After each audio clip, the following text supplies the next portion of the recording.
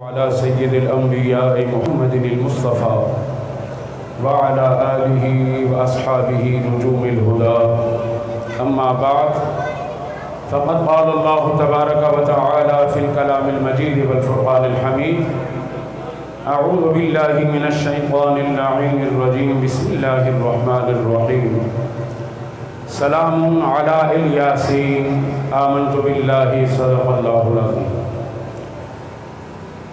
اس بابرکت مجلس میں تشریف فرما حضرات سادات کرام، خصوصاً اتحاد سادات کے رہنما اور ہر دل عزیز ہمارے پیارے بھائی، ان کے ساتھ دوسرے سادات کرام بھی تشریف لائے ہیں۔ آپ حضرات معززین، سامعین، حاضرین، ناظرین، السلام علیکم ورحمۃ اللہ وبرکاتہ۔ فقیر کی صدا پر آپ یہاں تشریف لائے، اللہ کریم آپ کو دونوں جہاں میں آباد و شاد فرمائے۔ وقت بہت زیادہ بیت چکا ہے، آپ کا وقت بہت قیمتی ہے، مجھے اس کا بہت زیادہ احساس ہے۔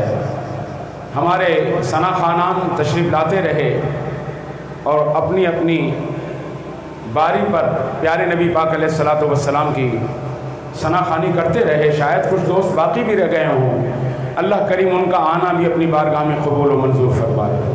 عزیزان گرامی، وقت خطابت کا نہیں ہے، یہ وقت بیداری کا ہے۔ بولیے کس کا ہے؟ آواز آئے،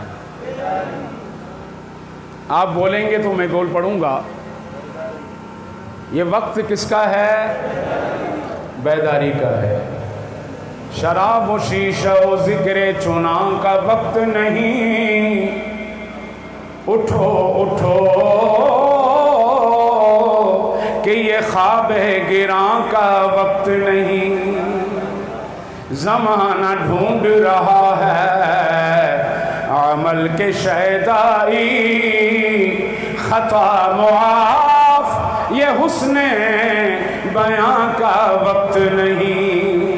روش روش پہ خزاں کے نقیب ہیں یارو، چمن بچاؤ غم آشیاں کا وقت نہیں۔ اٹھو کہ بڑھتی چلی آ رہی ہے شام حیات، عمل کا وقت ہے آہو فغاں کا وقت نہیں۔ تو بیداری کا وقت ہے۔ آج ہم من حیث القوم ڈوب چکے ہیں، اس ڈوبنے سے بچنا چاہتے ہیں۔ آواز آئے، جس طرح اس موبائل نے ساری دنیا کی چیزیں یہ کھا گیا، کیمرہ کھا گیا، ٹیپ ریکارڈ کھا گیا، ریڈیو کھا گیا، ساری چیزیں کھانے کے بعد آج یہ انسان کو بھی کھا چکا ہے۔ کس کو؟ بولیے۔ انسان، اس کی نسبت اللہ رسول سے ہے، انسان اس کی نسبت میرے پیارے نبی پاک کی اہل بیت اور پیارے صحابہ سے ہے، انسان اس کی نسبت دین اسلام اور قرآن سے ہے، انسان اس کی نسبت تابعین، تبع تابعین، بزرگان دین، سلف صالحین، اولیاء کاملین، ان کی ذوات اقدسہ سے ہے۔ آج انسان کے پاس ان چیزوں کے لیے کوئی وقت ہے؟ بولیے۔ الحمدللہ آپ ان خوش نصیبوں میں ہیں کہ جنہوں نے آج کے اس اندھیرے دور میں، دجالی دور میں، جہاں فتنے سر چڑھ کر بول رہے ہیں، آپ نے اپنا وقت نکالا، اللہ رسول کی نسبت کی محفل میں آئے، پیارے اہل بیت اور پیارے صحابہ کی نسبت کی محفل میں آئے۔ اللہ کریم آپ کا، ہم سب کا بیٹھنا، سننا، سنانا اپنی بارگاہ میں قبول و منظور فرمائے۔ تو عزیزان گرامی، جس طرح یہ موبائل سب کو کھا گیا، اسی طرح کا آج کا جو کرونا ہے، یہ وبال بھی سب کچھ کھا گیا ہے یا نہیں یہ الگ بحث ہے، جھوٹ ہے یا سچ ہے یہ الگ بحث ہے، حقیقت ہے مجاز ہے یہ الگ بحث ہے، سازش ہے، فراڈ ہے، حقیقت ہے، یہ الگ بحث ہے۔ لیکن بہرحال آج ہماری حکومت بھی خوفزدہ ہے، ہم بھی اس سے آواز آئے۔ اللہ سے نہیں ڈرتے، کرونا سے ڈرتے ہیں، ڈرتے ہی نہیں ڈرتے ہیں۔ بولیے، اللہ کے پیارے محبوب کے قربان جائیں، اللہ کریم نے قرآن پاک میں 2 چیزوں کی حفاظت کی ضمانت دی۔ کتنی چیزوں کی؟ ایک میرے نبی پاک کی ذات اقدس ہے، واللہ یعصمک من الناس انک بأعیننا۔ اللہ کریم نے فرمایا میرے حبیب، یہ کفار مکہ، یہ مشرکین مکہ، یہ ایڑی چوٹی کا زور لگا لیں، آپ کا بال برابر بھی نقصان نہیں پہنچا سکتے، اس لیے کہ آپ میرے رب کی حفاظت میں ہیں۔ بولیے کس کی حفاظت میں ہیں؟ ہاں، اے میرے حبیب، آپ تو ہماری نگاہوں کے سامنے ہیں، آپ کا ایک لمحہ بھی ہماری نگاہوں سے اوجھل نہیں ہے۔ ایک میرے نبی کی ذات اقدس ہیں جن کی حفاظت کی ضمانت میرے رب نے دی، اور دوسری ہے قرآن مجید۔ اِنَّا نَحْنُ نَزَّلْنَا الذِّكْرَ وَإِنَّا لَهُ لَحَافِظُونَ۔ ہم نے ذکر کو نازل کیا ہے اور ہم ہی اس کی حفاظت کرتے ہیں۔ تو میرے پیارے، آؤ اس دجالی دور میں جہاں تیرے میرے جان کو خطرہ ہے، مال کو خطرہ ہے، عزت کو خطرہ ہے، آبرو کو خطرہ ہے، میرے پیارے جب تک نبی پاک کی نسبت میں نہیں آئیں گے، قرآن پاک کی نسبتوں کو زندہ نہیں کریں گے، دین اسلام کی چاہتوں کو اپنے دین میں، اپنے دل میں اجاگر نہیں کریں گے، پیارے اہل بیت اور پیارے صحابہ کا دامن جب تک نہیں تھامیں گے، خدا کی قسم ہم اسی طرح ڈر ڈر کر مرتے رہیں گے۔ کیا امام حسین ڈر گئے تھے؟ بولیے، 72 لاشیں اٹھائیں، آپ کے ماتھے پر بل نہیں آیا۔ ہمارے ہاں گھر میں ایک فوتگی ہو جائے ہم بے ہوش ہو جاتے ہیں، ہم سراسیمہ ہو جاتے ہیں، ہم گھبرا جاتے ہیں، ہم اپنے آپ کو بھول جاتے ہیں۔ لیکن 72 لاشیں، 18 اپنے اہل بیت کی، گھر والوں کی، نوجوان علی اکبر کا بھی آپ نے اور معصوم سے علی اصغر کا بھی آپ نے لاش مبارکہ اٹھایا، لیکن آپ کے ماتھے پر بل، خوف زدہ، ان بیلنس کیوں نہیں ہوئے؟ آپ کو یقین تھا اپنے رب پر۔ کس پر یقین تھا؟ اللہ کی ذات پر، کہ جس کے لیے دین اسلام کے لیے میں قربانی دے رہا ہوں، اللہ رسول سے وہ چیزیں اوجھل نہیں ہیں۔ تو عزیزان گرامی، الحمدللہ یہ وقت زیادہ نہیں، مملکت پاکستان یہ خدا داد مملکت ہے، اس کی بنیاد ہے 2 قومی نظریہ۔ کیا بنیاد ہے؟ 2 نیشن تھیوری اس کی بنیاد ہے۔ اور آج کے زمانے میں 2 قومی نظریہ کے بڑے بڑے مخالف پیدا ہوئے۔ پاکستان کو وجود ملا کلمے کی بنیاد پر، پاکستان کو وجود ملا اسلام کی بنیاد پر۔ ارے یہ پاکستان ہے پاکیزہ رہنے کی جگہ، پاک لوگوں کے رہنے کی جگہ، اور یہ اتنا پاک ہے، اتنا پاک ہے کہ دشمن بھی جب اس کا نام لیتا ہے تو پاکیزہ اور پاکستان کہنے پر مجبور ہوتا ہے۔ جس طرح میرے نبی پاک کا نام مبارکہ ہے، آپ کا اسم مبارکہ ہے سیدنا محمد صلی اللہ علیہ وسلم۔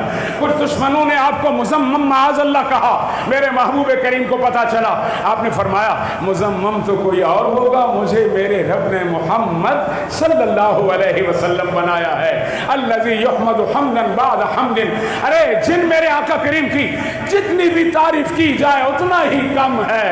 اللہ نے میرے محبوب کریم کو وہ مقام دیا ہے، اسی نام مبارکہ کی نسبت ہے پاکستان۔ عزیزان گرامی، اس کی بنیاد 2 قومی نظریہ ہے، اور 2 قومی نظریہ کی بنیاد میرے نبی نے رکھی۔ بولیے کس نے رکھی؟ جی ہاں، جب آپ کی بعثت ہوئی 2 قومی نظریہ کی بنیاد تھی۔ جنگ بدر یہ 2 قومی نظریے کی بنیاد پر ہوئی، غزوہ احد یہ 2 قومی نظریے کی بنیاد پر ہوئی، غزوہ خندق یہ 2 قومی نظریے کی بنیاد پر ہوئی، غزوہ حنین یہ 2 قومی نظریے کی بنیاد پر ہوئی، غزوہ تبوک یہ 2 قومی نظریے کی بنیاد پر ہوئی۔ پیارے صحابہ اہل بیت اسی 2 قومی نظریے کو آگے بڑھاتے رہے۔ محمد بن قاسم اس سندھ کی سرزمین پر آئے تو اسی 2 قومی نظریہ ہی کی بنیاد پر آئے تھے۔ ہاں ہاں جتنی اولیاء کاملین آئے، داتا علی حجویری آئے، خواجہ معین الدین چشتی اجمیری آئے، اولیاء کاملین آئے، سلف صالحین آئے، علماء ربانیین آئے، آج تک جتنے سلاسل عالیہ ہیں، ان کے جتنے مشائخ ہیں، انہوں نے ساری زندگی اسی دو قومی نظریے کے فلسفے پر گزاری ہے۔ ایک نظریہ میرے رب کا ہے، اس کے پیارے رسول کا ہے، دین اسلام کا ہے، اور دوسرا نظریہ شیطان رجیم کا ہے۔ ایسا ہے یا نہیں ہے؟ تو آج جو پاکستان کے دو قومی نظریے کی مخالفت کرتا ہے، وہ دین اسلام کی مخالفت کرتا ہے، وہ اس مملکت خدا داد کی مخالفت کرتا ہے۔ اے اللہ ان کو آنکھیں کھولنے کی توفیق عطا فرما۔ تو عزیزان گرامی، اللہ کریم ہمیں اس مملکت خدا داد ملک پاکستان میں اسلام کا نظام لانے کی توفیق عطا فرمائے، اسے نافذ کرنے کی توفیق عطا فرمائے۔ جو آیت کریمہ میں نے تلاوت کی ہے، سادات کرام کی اکثریت ہے، اس ماہ مبارکہ کو سیدنا امام عالی مقام سے نسبت ہے، امام حسین سے نسبت ہے۔ الحمدللہ آپ نے دین اسلام کے لیے قربانی دی، اللہ کریم ہمیں بھی دین اسلام کے لیے تن من دھن جان مال اولاد وطن یہ سب کچھ قربان کرنے کی توفیق عطا فرمائے۔ سلام علی اہل یاسین، میں نے آیت کریمہ پڑھی، در منصور ہے۔ سیدنا عبداللہ ابن عباس سے پوچھا گیا، سید المفسرین ہیں، کہ اہل یاسین سے مراد کون ہیں؟ آپ نے فرمایا یہ لفظ ہے حقیقت میں سلام علی آل یاسین۔ آل یاسین کون ہے؟ میرے نبی کی اہل بیت مبارکہ ہے۔ یاسین میرے نبی ہیں، نبی پاک کے صفاتی نام مبارکہ ہے۔ اللہ کریم نے فرمایا میرے پیارے حبیب آپ یاسین ہو، آپ کی آل پر اہل بیت پر قیامت تک سلامتی ہو۔ تو عزیزان گرامی، سادات کرام کا دامن پکڑیے۔ کن کا؟ آج کے زمانے میں 52 برس میں ہوں، سادات کرام کو کتنا نظر انداز کیا جاتا ہے یہ مجھے معلوم ہے، کتنا انہیں گوشے تنہائی میں کونے میں دھکیلا جاتا ہے یہ مجھے معلوم ہے۔ میرے آگے کسی کو کچھ کہنے کی ضرورت نہیں ہے۔ ہمارے مشوری شریف کے بزرگ تھے، 70-80 برس 100 برس پہلے گزرے ہیں، ان کی بارگاہ میں ایک نوجوان آئے، قدم بوسی کی، بیٹھے، آپ نے پوچھا کون ہو؟ کیا پوچھا؟ کون ہو؟ آپ نے فرمایا میں سومرو ہوں۔ کیا ہوں؟ اپنی ذات بتائی، کاسٹ بتائی، میں سومرو ہوں۔ پھر مشوری شریف والوں نے کہا بیٹا مجھے تو تجھ سے اہل بیت نبی کی خوشبو آتی ہے۔ کس کی خوشبو آتی ہے؟ آل رسول کی خوشبو آتی ہے، تم کہتے ہو میں سومرو ہوں ذات کا۔ معاملہ سمجھ میں نہیں آیا۔ وہ بچہ قدم بوسی کر کے گھر آیا، روتا ہوا والدہ کے پاس پہنچا، امی جان میں بزرگوں کے پاس گیا تھا، قدم بوسی کی، انہوں نے مجھ سے کہا کون ہوں؟ میں نے کہا سومرو ہوں، سومرو کا بیٹا ہوں، میرا باپ سومرو، میرا دادا سومرو، میں اس کی اولاد میں سے ہوں۔ انہوں نے مجھے کہا بیٹا تجھ سے مجھے آل نبی کی خوشبو آتی ہے۔ معاملہ کیا ہے؟ والدہ بیمار تھی، رونے لگ گئیں، کہنے لگی بزرگوں نے سچ کہا۔ معاملہ یہ تھا کہ جب آپ پیدا ہوئے 2-4 مہینے کے تھے، میں سخت بیمار ہوئی، بخار میں مبتلا ہوئی۔ اس زمانے میں بخار کا علاج ہی نہیں تھا، میرا دودھ خشک ہو گیا، میرے پستان خشک ہو گئے۔ ہمارے پڑوس میں سید زادوں کا گھرانہ تھا، اس بی بی صاحبہ کے پاس میں آپ کو لے کر گئی، میں نے کہا بی بی صاحبہ میرے پستان تو خشک ہو چکے ہیں، اس کو آپ دودھ پلائیے، بچہ بلکتا ہے، روتا ہے۔ ان پاؤڈروں کا زمانہ نہیں تھا، نقلی دودھوں کا زمانہ نہیں تھا، کوئی اور خوراک نہیں تھی۔ اس سید زادی اللہ کی نیک بندی نے آپ کو گود لیا، 1 ہفتہ 10 دن تک مسلسل وہ آپ کو دودھ پلاتی رہی۔ یہ اس سید زادی کی دودھ کی خوشبو ہے۔ ہمارے بزرگ ایسے عاشق تھے جو سید زادوں سے ملتے تھے تو ان کو اندازہ، سید زادوں کے غلاموں سے ملتے تھے تو ان کو اندازہ، بھائی آپ نے امام احمد رضا کا تو سنا ہی ہوگا، اعلیٰ حضرت کا تو سنا ہی ہوگا، پالکی میں بیٹھے ہیں، مزدوروں نے پالکی اٹھائی ہوئی ہے کاندھے پر، آگے بڑھے، بولا پالکی رکھ دو، نیچے رکھ دی گئی، چاروں مزدوروں کو بلایا، تمہیں میں رب العزت کی ذات اقدس کا واسطہ دیتا ہوں، بتاؤ تم میں سے سید زادہ کون ہے؟ ایک نے बूढ़ा शख्स है, कमज़ोर है, नज़रें झुकाई। हज़रत मज़दूरों से मजदूरी ली जाती है, ज़ात पात पूछी नहीं जाती। आपने फरमाया नहीं, तुम्हें मैंने रब के नाम की अज़मत का वास्ता दिया है, बताओ कौन है सैयदज़ादा। उसने कहा हुज़ूर ये फ़कीर है, बीमार नहीं हूँ, लाचार हूँ, गरीब हूँ, मिस्कीन हूँ, पालकी उठाने वाले के साथ बैठता हूँ, दिन भर पालकियाँ उठाता हूँ, जो मजदूरी मिलती है अपने घर के बच्चों का ज़रिए माश मैंने बनाया है। आपने फरमाया अब इस पालकी में अपनी पगड़ी उतारी, उनके कदमों पर रखी, फरमाया इस पालकी में बैठो, अब इमाम अहमद रज़ा तुझे अपने कांधों पर उठा लेगा। क़यामत के दिन अगर मेरे नबी ने पूछ लिया, ऐ अहमद रज़ा तुम्हारे कांधे इसलिए बने थे कि मेरे बेटों के, मेरे बच्चों की, मेरी औलाद के कांधे पर सवार रहकर तुम सवारी करते रहो, तो मैं नबी पाक को क्या मुंह दिखाऊंगा।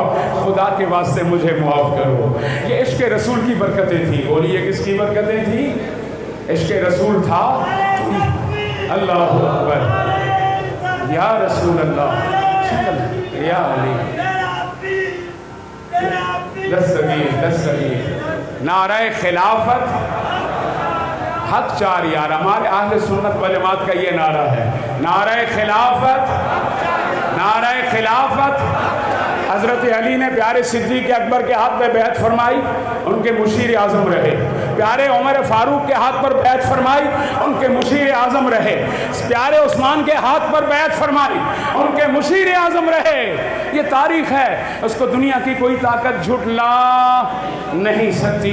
तो अलगरज उस इश्क़ रसूल को पैदा करो, नबी पाक की निस्बतें ज़िंदा करो, नबी पाक की अक़ीदत दिल में उजागर करो, नबी पाक की निस्बतों पर जियो और नबी पाक पर मेरा, नबी पाक की निस्बतों पर मरना नसीब फरमाए। यही मेरी तेरी कामयाबी की मंजिल है। अल्लाह तबारक व तआला जल्ल वजहुल करीम हमें कुरान पाक से नथी होने की तौफीक अता फरमाए। गत्ता है गत्ता, कुरान पाक से जोड़ दिया जाता है, उसकी जिल्द साजी की जाती है, हम उठाते हैं उस गत्ते को चूम कर आँखों में रखते हैं। कपड़े में कुरान पाक है, गिलाफ में है, पोश में है, कपड़े को कोई नहीं चूमता, लेकिन उस गिलाफ को निस्बत हो गई कुरान पाक से, तो हम उस कपड़े को भी क्या करते हैं?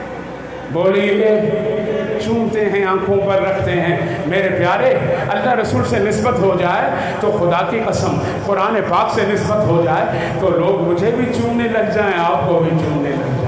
ऐ अल्लाह इनके सदक़े हमारी ईमान की, अक़ीदत की जान व माल औलाद और इज़्ज़त आबरू की हिफाजत फरमा। अल्लाह पाक हमें अपने ईमान में मुखलिस होने की तौफीक अता फरमा, अपने ईमान में सच्चा बनने की तौफीक अता फरमा। यही हमारे मराकिज़ हैं। अल्लाह रसूल की ज़ात हमारा मरकज़, कुरान पाक हमारा मरकज़, दीन इस्लाम हमारा मरकज़, प्यारे सहाबा अहले बैत हमारे मरकज़, ताबिईन तबे ताबिईन, बुजुर्गान दीन सल्फ़े सालिहीन, यही हमारे मराकिज़ हैं। इन्हीं का रास्ता सिराते मुस्तकीम है। इनके दामन से दूर न हटना, इनकी निस्बत से दूर न जाना, वरना खुदा की कसम शैतान उछक लेगा।